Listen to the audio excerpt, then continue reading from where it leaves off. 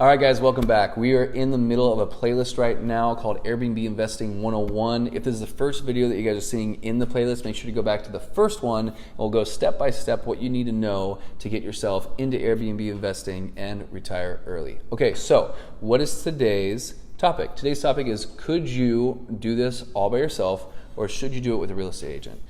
And then basically the most important thing is, do it with a real estate agent. Why would you not? It doesn't make any sense. But anyways, that's it, guys. So if you guys could like, subscribe, share, and make sure to comment, hit the notification bell, and then watch my other videos. I think we're good.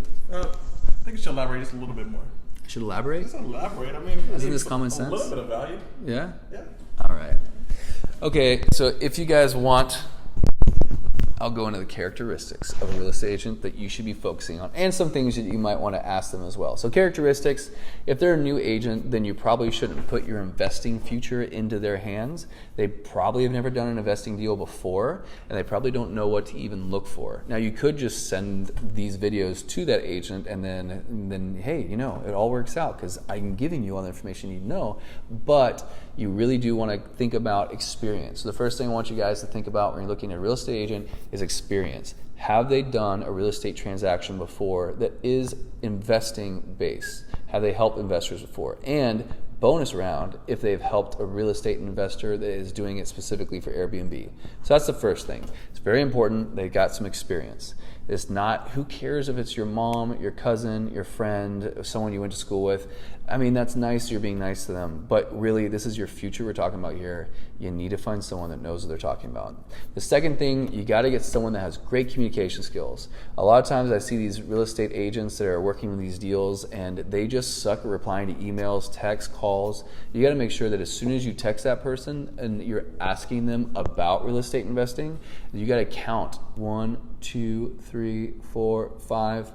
If they don't text you back quickly or they don't call you back quickly, then they just don't take this as seriously as you do. And you got to make sure to find someone that is hungry and passionate about this thing.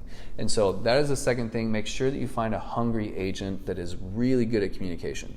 The third thing is that you find someone that's high energy. Now, we might be doing a whole lot of different questions and all different kind of market surveys and bouncing out and checking all different kind of properties. And if you have a low energy agent, they most likely are going to try to fight back whenever you're trying to really find the best deal or asking them, can you get that extra thing that I'm asking for? And they're like, it's like, no, you got to find someone that's excitable and that someone that's willing to go the extra mile to get the job done.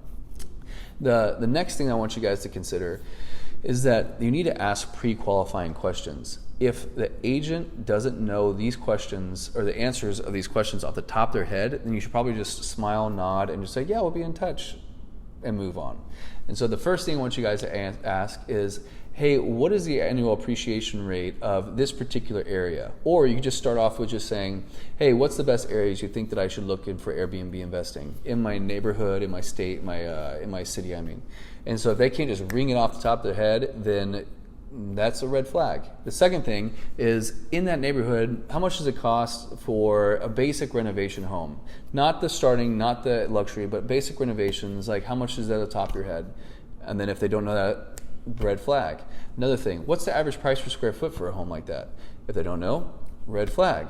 Another thing is, if you don't have someone that is confident enough with you to just be able to tell you straight in the face and say, I am the guy or the girl for the job because, 1, can they negotiate a price below market? It's very important that you buy a house that has built-in equity. 2, can they get the seller to pay for closing costs? If you don't know what this means, ask your real estate agent. They should know. And then 3, can you get them to extend the option period and also close? It's very important. Can you get them to close at the first of the day of the month?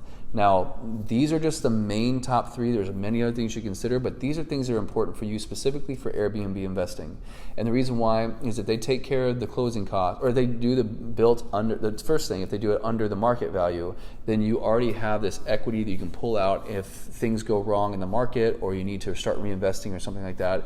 It's really good for all sorts of reasons. 2, whenever you have them pay for the closing costs, It's because it's going to lower your cash on cash, or it's going to increase your cash on cash returns, which is going to give you the ability to put that kind of savings into buying your furniture when you first get in there.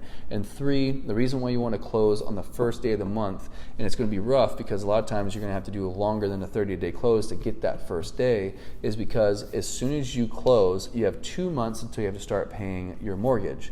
And then if you close on the last day of, say for instance, June, then you can now incorporate June as one of those months. And so you now have to start paying in August. Whereas if you close on July 1st, then you'll have all of July that you're going to miss paying a payment, and then you're going to have all of August. So you don't have to start paying until September.